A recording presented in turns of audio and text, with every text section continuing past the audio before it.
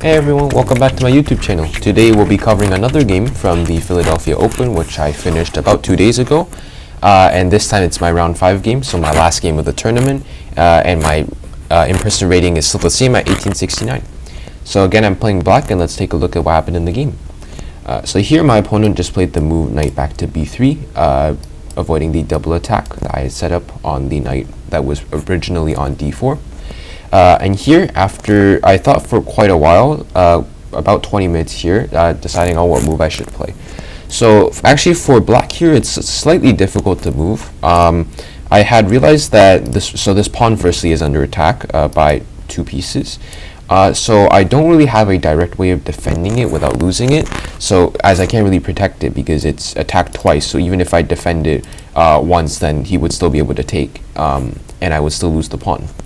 And I realized that, okay, let's say I were to lose this pawn, then what would happen? So let's say, for example, the move bishop to e6. I realized that maybe there's even like after takes, maybe there's b2 pawns a bit loose, but maybe there's like knight to d4 ideas in the future, and I didn't really like my position because there's maybe f5 as well.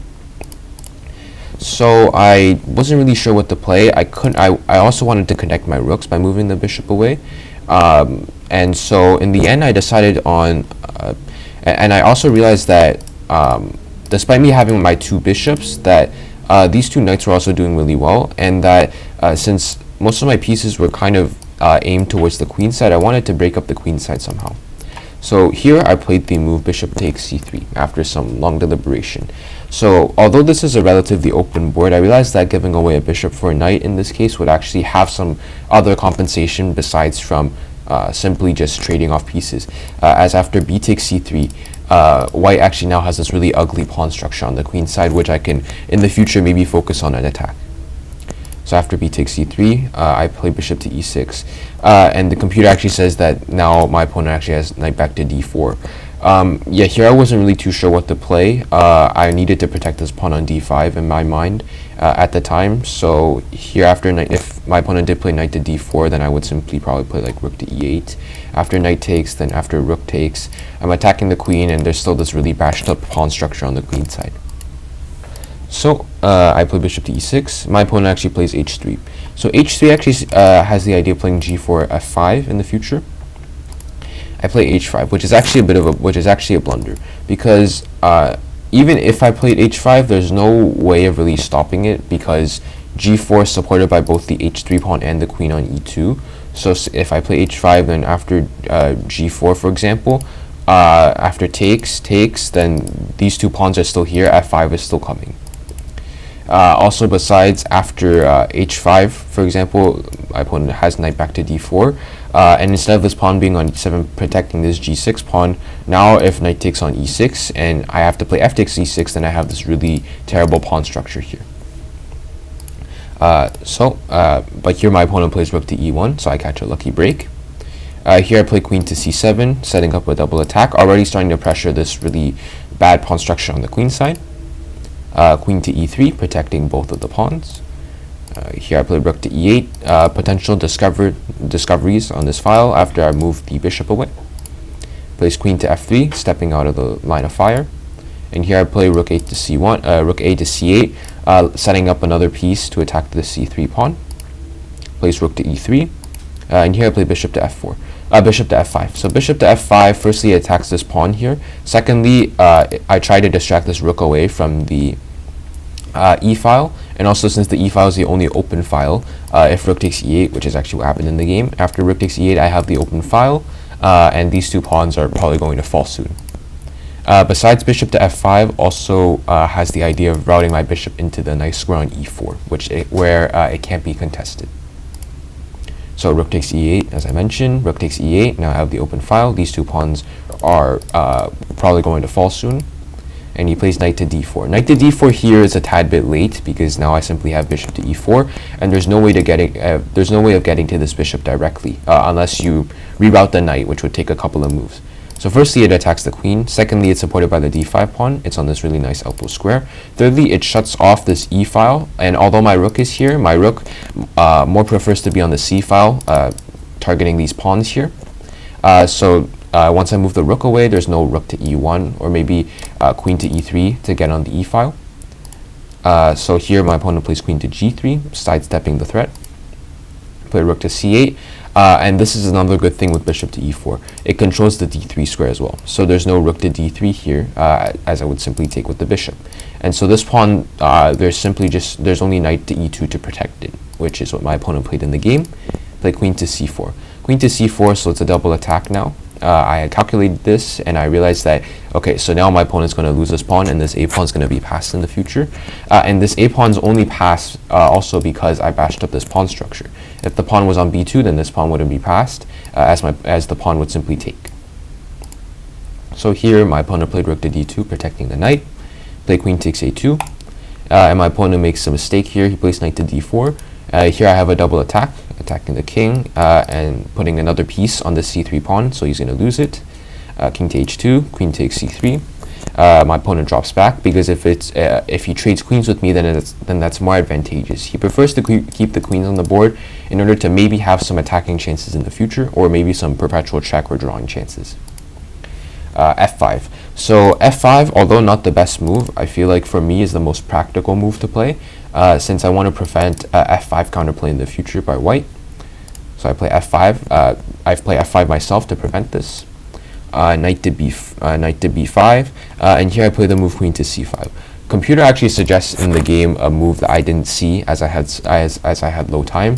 Computer actually suggests just queen takes d2, just brute forcing, and this would trade everything. Because after queen takes d2, rook takes c2, anywhere the opponent goes, let's say queen to d1 for example, then rook takes g2, king to h1, and now I simply have rook to d2, discover check, and attacking the queen, and I'm going to take it, and here I'd actually be up a piece. However, in the game, due to low time, I play queen to c5. Queen to c5, this actually just maintains material balance. Let's say after queen takes, rook takes, and if you play knight takes a7, then I have rook takes c2. If you move the rook, then I play rook takes g2, and there's still the discover check idea. So rook takes, bishop takes, and I'm still up by 2 pawns, and this knight is really offside.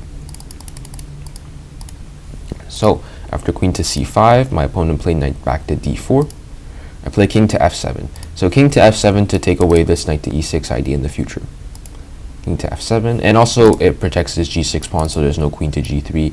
And you might also realize that now that my king's on f7, that it protects the f6 and e7 squares from queen infiltrations. Let's say from via queen to g3, queen to g5, and then etc.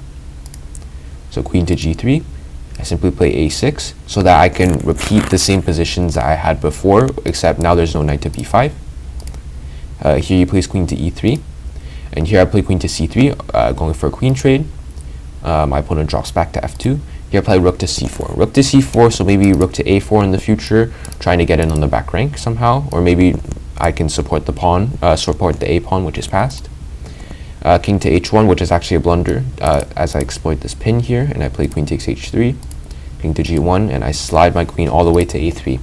So my vision is to put my queen on c5, and none of these pieces can move at all, which my opponent allows. King to h2, and now queen to c5. Queen to c5, and now my opponent simply plays king to g1. Because here I had envisioned this position, and actually white doesn't really have any moves at all. For example, like in fact, the computer suggests the best move being king to g3, which is equally bad as just playing king to g1. Basically, so let's look at a couple of variations. So one, the knight can't move. Let's say knight to b3. Then I can take, and I win this pawn on c2, and now I have both of these pawns which are passed. So my opponent's going to lose them. So you can't move the knight, as I would simply take and take. If you move the rook, then here I simply have this nice move, rook takes c2. Rook takes c2, you can't take back with the knight due to this pin. So basically you have to come back to d2, and I just won the pawn, so rook takes d2, queen takes d2, and now still both of these pawns are passed. Furthermore, you can't really move the queen anywhere productive. If you move the queen anywhere off of this diagonal, then you're simply going to lose the knight. Same thing with the rook as well if you move it off the d file. So let's say queen to e3 for example. Then here I have many options. Here in fact I can just start pushing my pawn for example. and not much he can do. In fact, he just has to sit, and in fact, that's actually what happened in the game. He just has to shuffle his king back and forth. And I just simply march my pawn up all the way to a2, and now queen to g1, final ditch effort of preventing a1 queen. Here I play rook to b4. Rook to b4, the idea is simple, so rook to b4. My idea is to play rook to b1. Say you play knight to b3, and I play queen takes g1, king takes, and I play rook takes b3. If you take back, then there's no guard on the a2 pawn, and I simply promote. So in fact, rook to b4 I thought was a really good move. Here my opponent played rook back to d1. I was more concerned about queen to a1 here, which the computer also agrees with me. However, here I have a really nice way of winning. Rook takes d4, rook takes d4, and now queen takes c2. And now white's pieces are all frozen. I have a threat on g2, and there's really no way of preventing it except giving back the material. And here I have both of these pawns, which are both passed, and I will soon win the game. So here instead my opponent played rook to d1. Here I promote to a queen.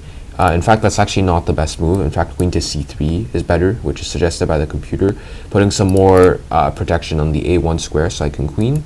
However, here I decide just to win a piece. Low on time, decided just to quickly win the piece back. And here I slowly just mopped up all the pawns, traded all the pieces off, and here I just slowly converted, and I won the game in a couple of moves. With the final position being queen to e1, checkmate. So in general, this game was pretty smooth. Good thing that I found the nice bishop takes c3, damaging white's pawn structure here on the queen side, which allowed me to slowly put more pressure on the queen side as well as some pressure in the center. And slowly I was able to win a couple of pawns and put my opponent in a really rough position and win the game. So yeah, that's about it. Hope you all enjoyed. So the World Open would be happening for me tomorrow. In fact, today for me, when at the time of recording, is June 28th, and my first round is June 29th, which is for me tomorrow. So yeah, good luck to myself, and yeah, thanks for listening.